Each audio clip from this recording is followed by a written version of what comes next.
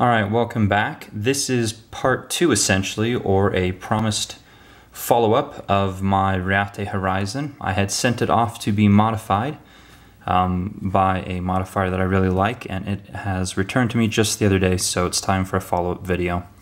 Now, in case you don't know who Reate is, or you've never seen this knife before, Reate is a knife producer out of China, and they're relatively new on the market. This is their first offering, the Horizon model, and they have it in both the Horizon A, which is the more premium model, which is this one here, and then they also have a Horizon B, which is a lower end model. Some of the differences are, one, this has an upgraded pocket clip, the other is just kind of a flat circle, essentially. There are no screws showing here on the show side. There are some screws on the other side.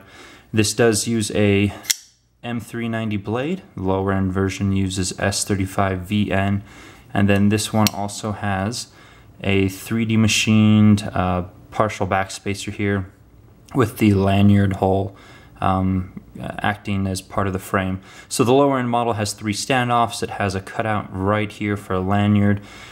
Still a good knife, but this is the premium one, and the premium ones are numbered. This one is 38, whereas the B model or the lower end ones are not. So anyways, here it is, modified. I just kind of want to share a little bit about the design process, what happened, what we did, and kind of the end product in case you've never modified a knife before or never worked with a knife modifier. So I knew that I was going to send this off to a modifier with the alias Maprik. His real name is Phil, and Phil does fantastic work. He did my Wilson Combat Umnumzon StarTac knife, and I have another video on that that's a shorter one. And anyways, so I sent this off to him, and I had a few things in mind.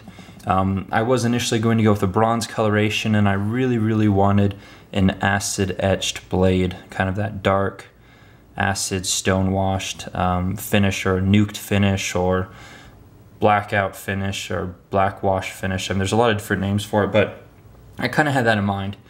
So I was going to go with bronze, but I actually ended up picking up a Mosier Kendrick Burning Horizon Mid-Tech, and this was in bronze, so bronze was kind of out of the picture.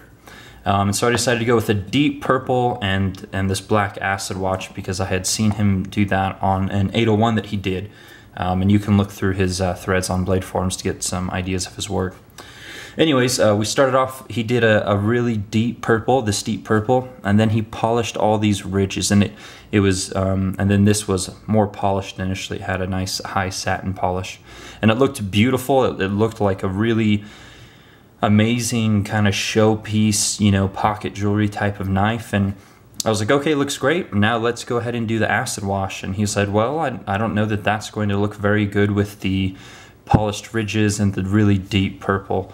He said, you know, we could go back, we could, you know, anodize the entire handle purple, and then, you know, do maybe a stone wash on that to match a stone wash with this. And I said, you know what, just throw it in the stone wash there, even with the polished ridges, and we'll just kind of see what happens. So this is the finish, the way that it came out, and I really like these kind of hard use finishes.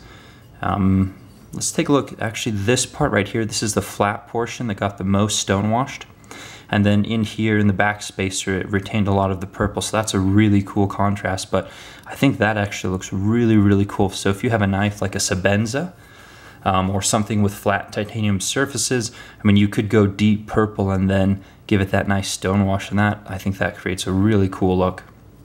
So anyhow, this is the way it came out after it was polished, and then on the ridges, and then stone washed. And then he also did kind of a stone wash here on the pivot, and then the hardware, the screws as well.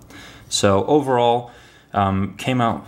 And then this shiny portion here, I sprayed a little CLP in the pivot, so you'll have to ignore that. But I think overall it turned out really well, and I do like these kind of hard use type finishes, so then I don't have to feel bad about using the knife or worrying about it scratching. I mean, that's just kind of my philosophy, my motif. I like things that you know, that I can use and still look nice. And it's not a question of value or being able to sell. It's just, you know, growing up, I was always taught if you keep your nice things nice, you don't have to go about replacing them. So I don't know. That's probably something that's kind of transitioned into my knife hobby as well. But it's still just as smooth, detent action, just as flawless as it was.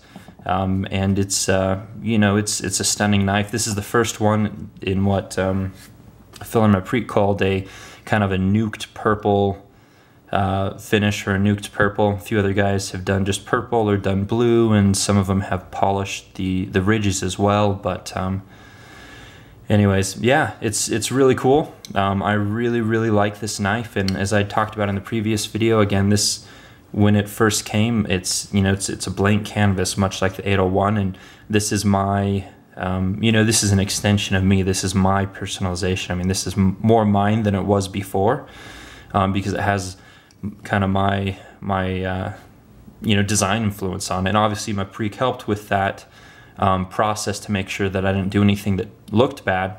And I was grateful for his input, because obviously he's done a lot of knives and he knows what he's doing, and I think he has a good eye for design as well. So again, the transaction with him was very professional.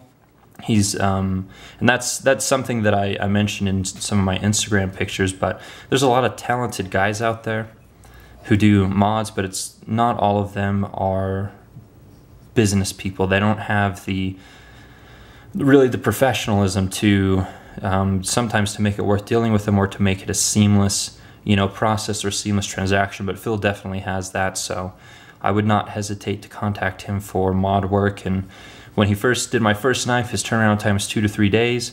Now a lot of people know about him. He's getting a ton of work, and so his turnaround time is 2 to 3 weeks. And you know, moving forward, it'll probably be 2 to 3 months at some point, and that's just what happens when you find someone who does excellent work. So again, let's do a high def look.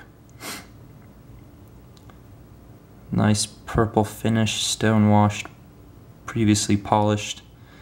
Pocket clip retained a lot of nice colors too.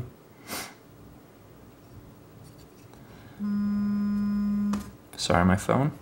Back spacer also, again, or the back side, the flat side, gave it almost a different look too, and it's a nice contrast as well with the nice purple. So turned out really well. Here's the blade. Oh, and then he also obviously went back and resharpened it on his wicked edge, and he put a really nice edge on there. Oh, one thing that I thought was really cool, even with the acid etch and the stone wash, the laser inscribed name, or if it is laser inscribed, it's still there and it's still very prominent, and it's almost like it wasn't affected by the treatment. And you know, that's pretty cool. I think that's pretty awesome. That, I don't know why it did that. I'll call it knife witchery, but all of the laser inscribed things on here were unaffected by the treatment. It's still just equally as prominent. So anyways, yeah, I guess I'll stop talking now. Give you guys one last look, if my camera will focus, just at the overall presentation here with the mods. And yeah, you know, it's fun to modify knives. Don't really anticipate getting your money's worth out of them, because what you do may not be what someone else would have done.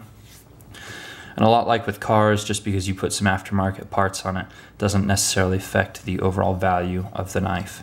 So anyways, fantastic knife. If you haven't heard of Reate or haven't seen this, go check out my previous in-depth review. And yeah, thanks for watching. Enjoy.